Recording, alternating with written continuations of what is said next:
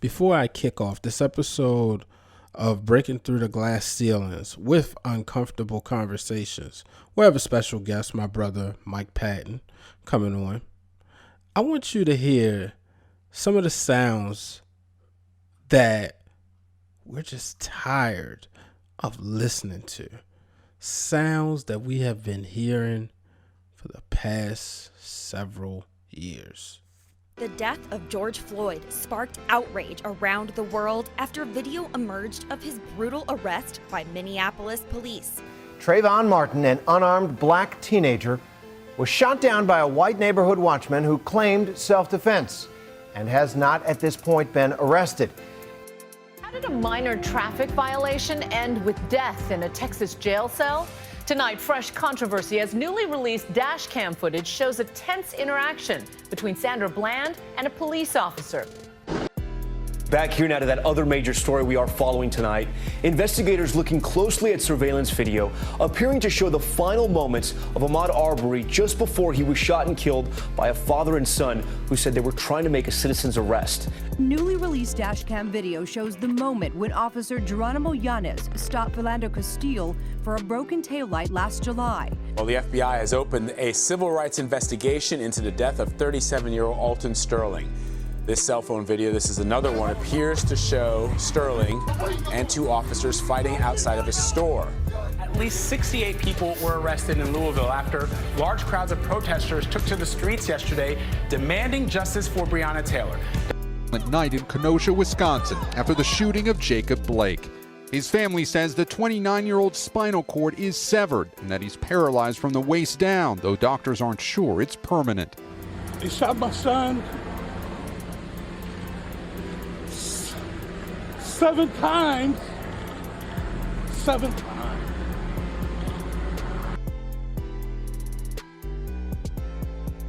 Hello, ladies and gentlemen. Welcome to this episode of Breaking Through the Glass Ceilings with Uncomfortable Conversations. As you know, we are currently in the midst of a racial pandemic, and one wasn't over, but it's just, I guess, like the coronavirus, just stuff keeps getting piled on. As many of you know, if you listen to the show on a regular basis, or if this is your first time listening, you can tell by the graphic that I'm a black man here in America. And on this episode, I'm joined by my good brother in journalism and multimedia, the one and only Mike Patton. Mike, what's up, bro? Man, just hanging in there day by day. How you doing? I'm all right, trying to make it. I really appreciate you coming on, man. We connected a little over a year now, I believe, when you created the Facebook group. And it's one of those things that the thing I love about our community, especially our journalist community, is that when, people connect, we, tend to become a family. We all can bounce ideas off each other. We can support each other. I appreciate you. I can say this publicly. You've been supportive of the podcast, and I, really appreciate that. And, you're an awesome writer, and I always enjoy whether it's your sports writing or, your other creations. I guess we just get started, man. Being a black man in America. This past Sunday, I think it was on Sunday, a gentleman by the name of Jacob Blake was shot by the police officer 7 times. I've been here 7 or 8, but I've been seeing more of the number 7 being recognized. Where were you when you found out about this? I honestly don't remember. I just was caught in the moment when it happened is what I can remember most. Just like, wow, did this really just happen? Did he really get shot 7 times in the back? How did this happen? And then I remembered again and again what's happened in America over and over and over again. For me, so Sunday night was SummerSlam, and on the Wrestling Realms Break It Down with Brian H., I had my brothers on there. So after the show, we continued to talk, after we went off the air. And upon us talking, I was looking through my feed, and shout out to our good friend Alexis Wainwright. She had posted something along the lines of, that video really upset me. And I was like, uh-oh. So you just kind of know like it's something along that line, especially in the Black journalist community. So after I got off the air, right before I went to bed, as unfortunately this has kind of happened with a lot of these cases, you find out right before you go to bed. I saw the shooting and I just couldn't believe it. I said, are you freaking kidding me?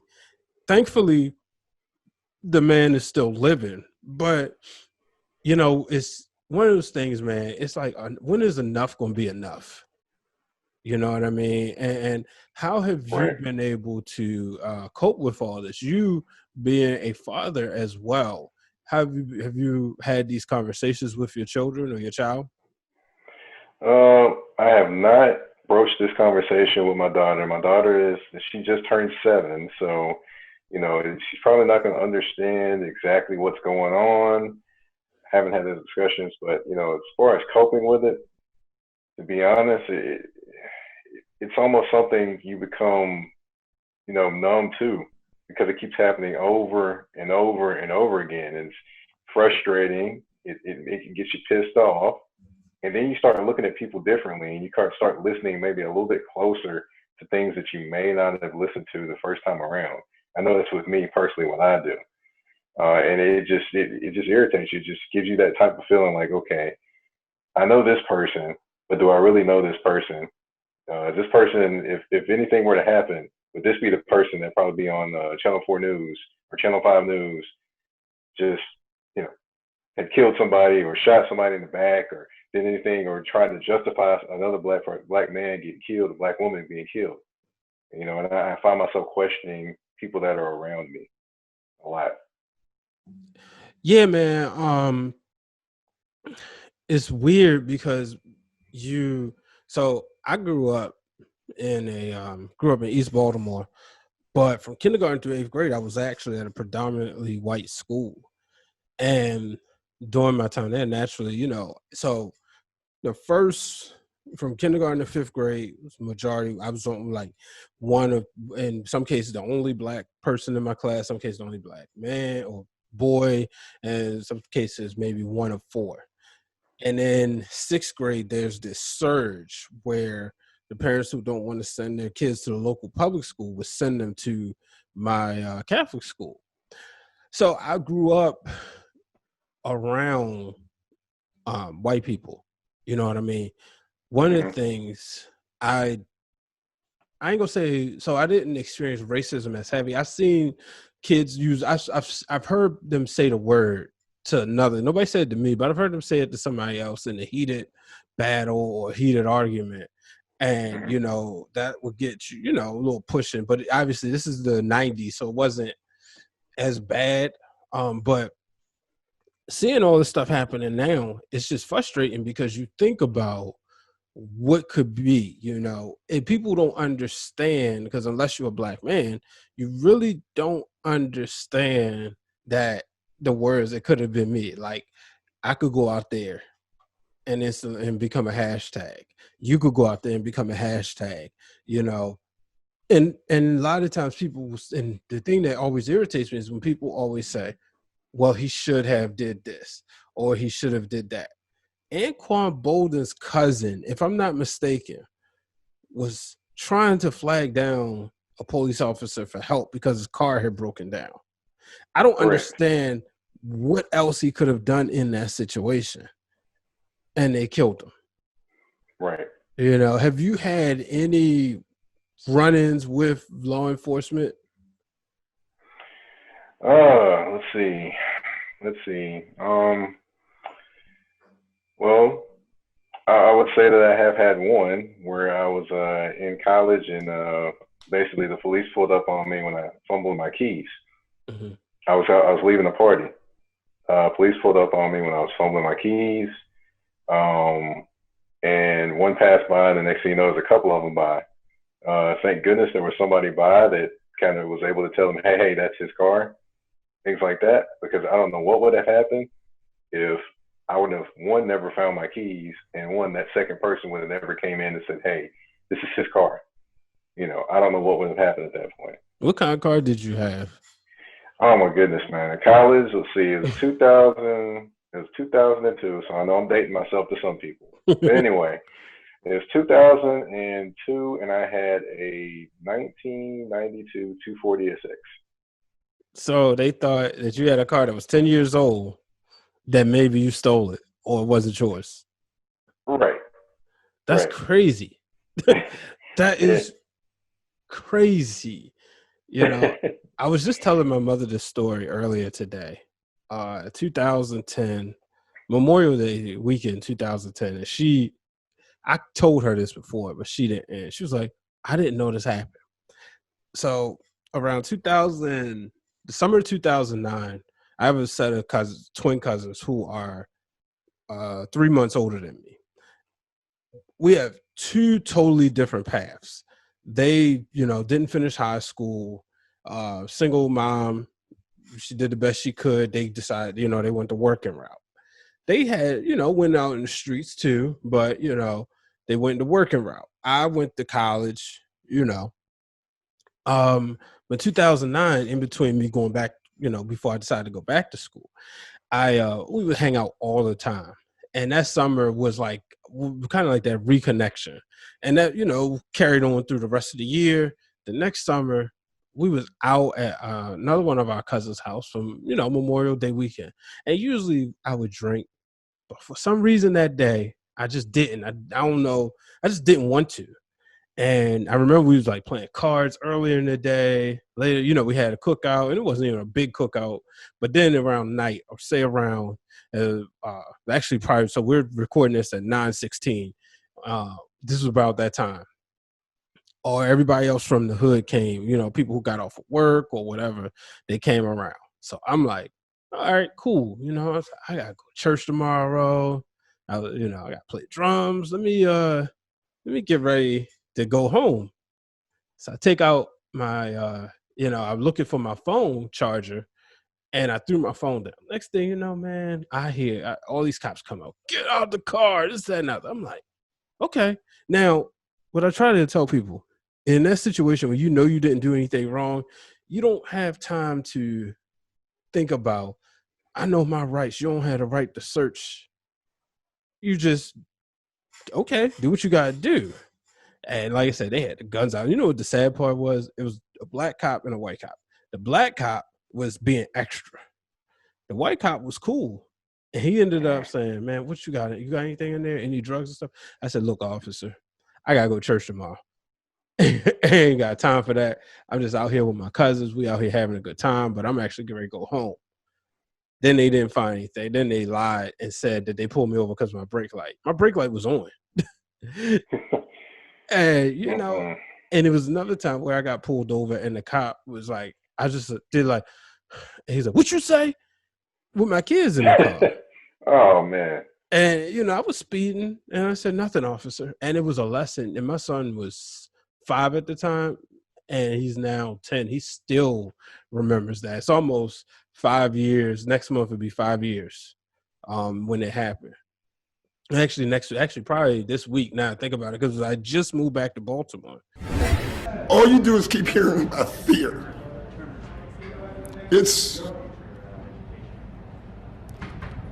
amazing to me why we keep loving this country and this country does not love us back. What did you think when you heard Doc Rivers' comments? I mean, I think Doc Rivers' comments were right on point, because I'm still trying to figure out what people are so afraid of. What are they afraid of? I mean, to be a black man in America is hard. It is hard, because some days you wake up and you don't know, you can not know what, some people don't know whether they're going to make it home that day. And you could potentially be one of those people. And it's just, you always got to pay attention to what all's going on. I mean, literally, when I was driving to work one day, the police pulled up behind me, and I literally was holding my breath. I didn't know what was going on. I was nervous myself. And those type of situations happen every day, not only with the police pulling up behind you, but you could have particular people around you. I mean, it's just, you have to pay attention to everything that's going on. You can't just live. And that's what I don't think white people understand. You can't just live as a black man or woman in America. You can't, because you're always being watched or thought about, or something, or somebody potentially plotting against you just because of the color of your skin or anything like that. And it's just frustrating to have to, wake up and deal with that each and every day. You learn and you find ways to deal with it, to cope, and to, keep going on each day. But it shouldn't be something that we have to deal with each and every day, and then perpetuated with the fear of people saying that we're going to do this, we're going to do that. And, I just don't understand the fear that people have of black people. It makes no sense. And the only thing I can say is that people fear that we can actually become equal, or that we may, retribute against for all the things that happened over the years to us. But we just want to live. That is all we want to do, is live. That's it. That's it. All we want to do is live. You brought up a good point. The fear when, officers pull over. My good buddy Blake said this: for black people, when a cop pulls us over, our fear is, what's on their mind? Are they going to shoot us? And, we can't even discredit our other, minority brothers and sisters. For a white person, a cop pulls them over, they just worried if they get a ticket or not. And it's ridiculous. It's so ridiculous. And I know we always hear the saying, there's some good cops out there. Well, guess what? They need to start snitching. Right. I'm from Baltimore, and, remember when there was a tape came out when Carmelo was on there, he got a lot of heat because it was a stop snitching tape. They wanted people to stop snitching on the drug dealers. And, officers will try to get you to say anything. It's kind of like when you're in school, the principal will try to get you to snitch. But it's like, y'all want us to snitch. Why aren't y'all snitching? There was when Freddie Gray got killed. I remember I was in Connecticut at the time. And I remember watching something on CNN when there was a former Baltimore police officer. And he was pretty much telling the corruption that happens. And I was like, protect this brother at all costs. That's right. Why does it always have to get to a point where we see the guns firing? I know people get tired of hearing me say it, but we are scared as black people in America. Black men, black women, black kids, we are terrified. Because you don't know. You have no idea. You have no idea how that cop that day left the house. You don't know if he woke up on the good side of the bed. You don't know if he woke up on the wrong side of the bed. You don't know if he had an argument at home with a significant other. You know, if one of his kids said something crazy to him and he left the house steaming. Or maybe he just left the house saying that today is going to be the end for one of these black people. And LeBron James spoke on the fear. What did you think when you heard his comments? I mean, honestly, he's speaking again on the plight of black people. He's again speaking on it. I mean, of course, he's got kids like we got kids. And, he wakes up with that fear every day of not knowing, hey, maybe his kid may not make it home today because some kid may feel a certain way about him or anything of that nature. And the fear of being, black in America, I'm not saying we should live under fear, but it's something that's created every single day around us, unfortunately, those situations to kind of try to instill fear in us for one unknown reason. For one reason, I don't know, but a lot of people are scared of black people. I get pulled over by a cop. The next thing you know, it's 3 squad cars pulling me over, and the cop said, "Show me your license and registration." I said, "Here, sir," because I always roll down all 4 windows. I put my hands on the steering wheel. My daughter is in the back seat. And the cop says, "Show me your license and registration." And I handed it to him, but I said, "Officer, what did I do?" And he starts screaming at me and pointing at me and don't effing talk back to me and all of this stuff. And then puts his hand on his gun.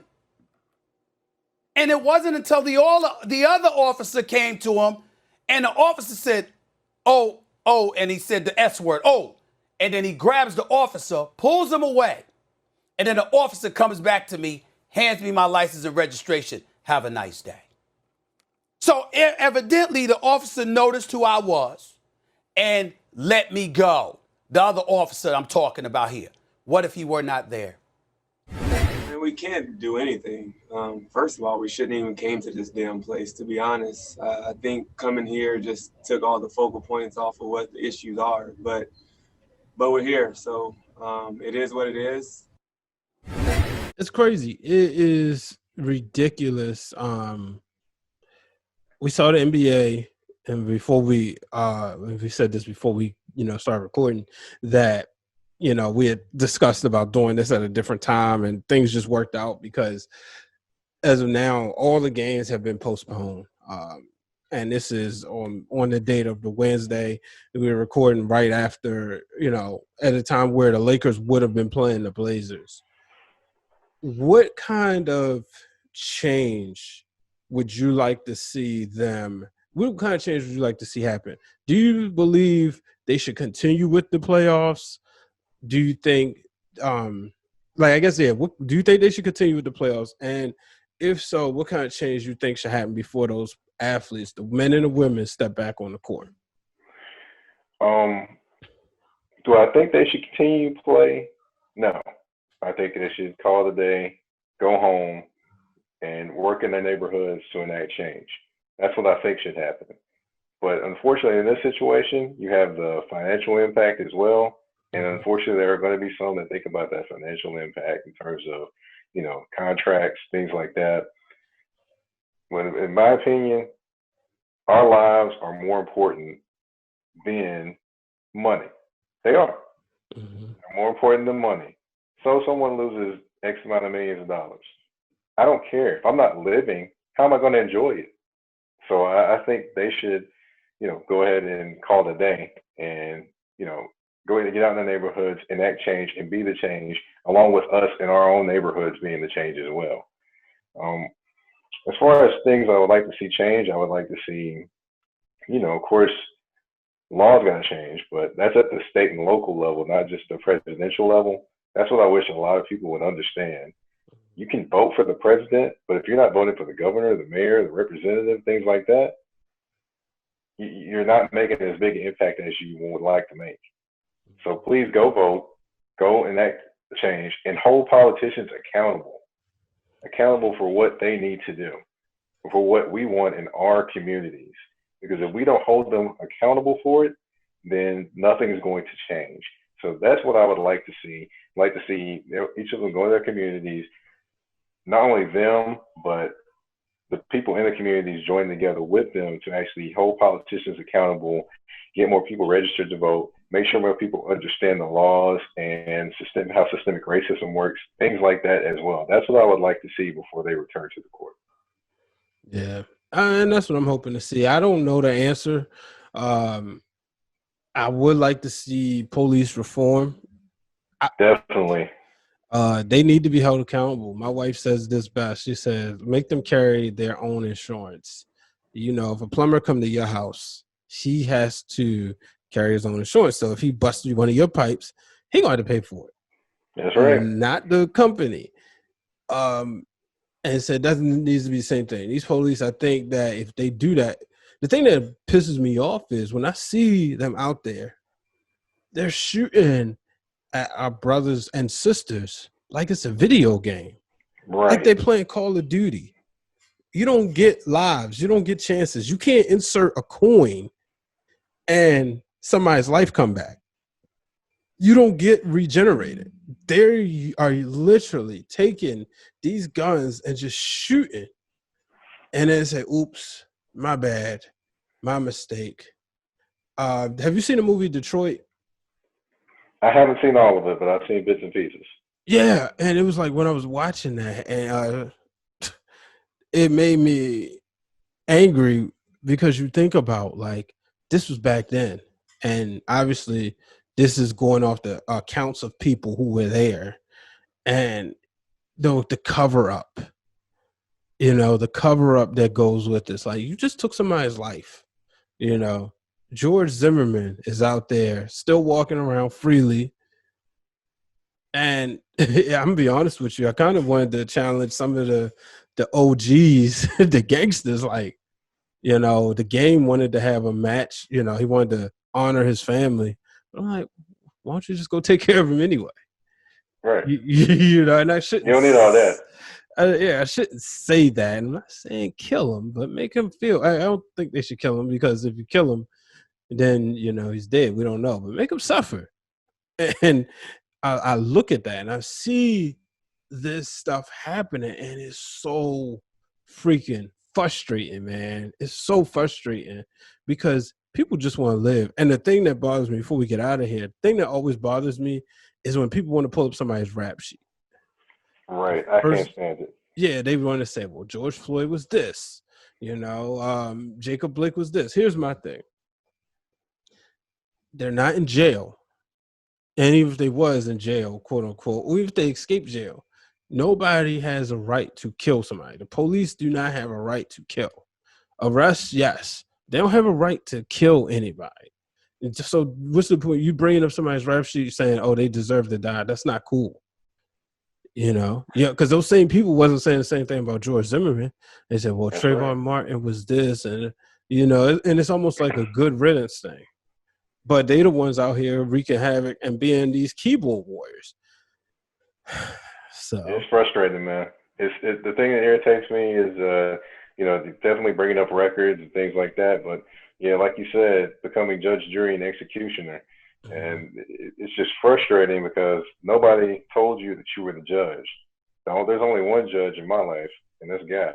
So, he's the only one that's supposed to judge somebody.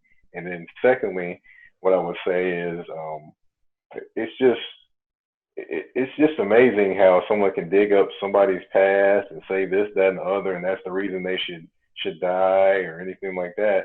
But when you come up with the guy that the kid, the 17-year-old that shot and killed people in Wisconsin after the riots there. An inspiring police officer. Why was that even mentioned? Why do we even need to know that? What is the purpose of that statement? There is no purpose to that. I'm gonna play devil's advocate on that. I'm glad they told us that, because what that did for me, that showed what they're bringing in. That showed the mentality of the people that goes into law enforcement. Sure, I would have loved to see them label him as a terrorist or something, but I'm glad they put it out there, because now to me, it kind of pre-exposes the police. These are the type of people you bring in. You was giving this guy water. You saw he had the gun, and you saw what he did. Y'all ain't stop him. Now we see. He probably told her, yeah, I want to be a police officer one day. I'm pretty sure he said that. I'm pretty sure they knew. For all we know, he could have been a plant. And he going out there like killing is, but he'll probably go to jail, but he'll have a luxury suite. More than likely. and that's what sucks. Yeah. They won't let him get away with it because it's kind of like too obvious, but he was probably a sacrificial lamb. Hey, look, we're going to do this, but we're going to, he'll probably do 5 years, 10 years. And it's sickening. It's so sickening, man. And the one thing I will say too is, for those that don't know, my dad actually was a police officer for over 30 years. Mm-hmm. And he's pretty sickened by this too. I talked to him the other day about it. He's pretty sickened and pissed off about it, because that's not what he did when he was a police officer. And the thing that irritates him the most is you have people, irritates me the most. I shouldn't say him, this is me. But you got police officers shooting to kill instead of, doing what they're supposed to do. Police officers' jobs are not shoot to kill. When you shoot a man in his back 7 times, come on. He's not even looking at you. What are you thinking? You're not thinking subdue him. You're thinking, oh, we're going to kill him because he didn't listen to us. Mm-hmm. And I'm glad you brought that up, because I've been One, I'll be honest with you. I've I've muted or I cut off my god brother for that because he had posted a All Lives Matter post. And I'm like, dude, now he grew up in the county, had a lot of privileges. I'm gonna call it for what it is, and I may get in trouble for this. Of course, you know me, I don't care. But he had a lot more privileges. And he was a state trooper, ended up losing that job. But he was always that type of person who was like cop first. He always wanted to be a cop. And so when he posted like this All Lives Matter post, and this was in like 2016, maybe 17. And I was like, at the end of the day, why are they shooting to kill? Why can't you shoot to immobilize somebody? If you got to shoot, right? Why do you have to shoot to kill? And he clapped back. Oh, well, it's not a video game, Brian. They got to, I'm like, no. It's one thing if they got a hostage situation. It's they done already killed some people. I don't know. But at the end of the day, what gives this officer the right? The Bible says thou shalt not kill. It says it. The Ten Commandments. So you mean to tell me that law enforcement are excluded from the Ten Commandments? That's what doesn't make any sense to me. Right. It's frustrating. And part of the continued conversation of people talking about defunding the police, which, people got that backwards too, thinking that there's some people that want to actually get rid of the police, but the other cries are for sending some of those monies to other different places, like, housing and things like that. Because what is a police officer or police doing with tanks and things like that they never use? Why are we paying for that? Put that money towards where people need it, where it will be used, instead of foolish spending like that. Mm-hmm. Yeah, and like I said, I think it's like one of those things where, when people get the first terminology, they harp on it and it stays there. It's kind of like Black Lives Matter. Maybe, the argument could have been made that it should have been Black Lives Matter too. Black Lives Matter also, or, it's one of those things, defund the police. I do think that, like you said, the funds need to be rearranged. And I do think most people, when they do say defund the police, I don't think they mean the ones who know what they're talking about. Like you just said, I don't think they mean take away all their money. But, and then, the non-police, I do know, I was reading something, I believe the lady was from Camden, New Jersey. I was watching a clip and she was saying that they started doing community police. It might not have been Camden, but somewhere they started doing community police and they've seen the crime rates drop tremendously. So, I mean, it all depends, where and, what's going on. But I just know we got to have change. And it was crazy because I remember in June, I was thinking, I said, I got a feeling things are going to get better. I do still feel that way because I will say a shout out to our white allies. I have seen a lot of them be proactive about all this and even more louder than what they have been. And some people will say, well, that's how they should be.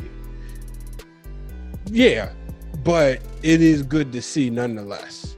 You know what I mean? It's just like you and I, right. We are huge supporter of women's sports and women's equality. So when we see our, women colleagues, we want to make sure that they get treated equal pay, equal rights, equality as far as, equal coverage, So we speak up, and it's like one of those things is, yeah, they commend us on it, but we still is like, thank you, but at the end of the day, thank you for your services. This is what we're supposed to do. Right. So any final thoughts before we get out of here, bro?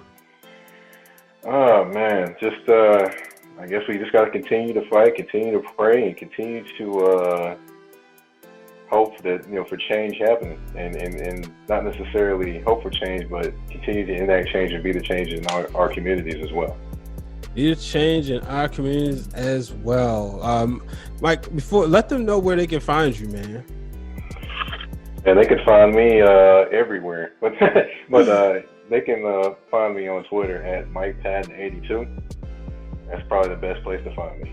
Cool. Mike Patton 82. Ladies and gentlemen, that is Mike Patton, my brother. Man, we gotta get back on them group Zoom calls we used to do. Yeah, we definitely, that's too much fun, man. Yeah, we definitely need it right now because we need it as therapy. We definitely need each other. Yes, sir. Yeah. But all right, folks, thank you for joining this episode of Breaking Through the Glass Ceilings with Uncomfortable Conversations. Make sure you tune in this weekend as my friend Shanapa comes through to share her story. Shanapa and I worked together at Johns Hopkins Medicine before she left me, and now she's moved on to another position. But she talks about how she has been able to make science viral and just her life as a science writer and science communicator. Remember, folks, let's keep our heads up, keep praying, and don't let anybody put up a ceiling that you can't break through. So long, everybody. This podcast is brought to you by B. Waters Productions. It is produced and edited by myself, Brian H. Waters, with the music brought to you by Hypnosis. You can find Hypnosis on Instagram at hypno_beats.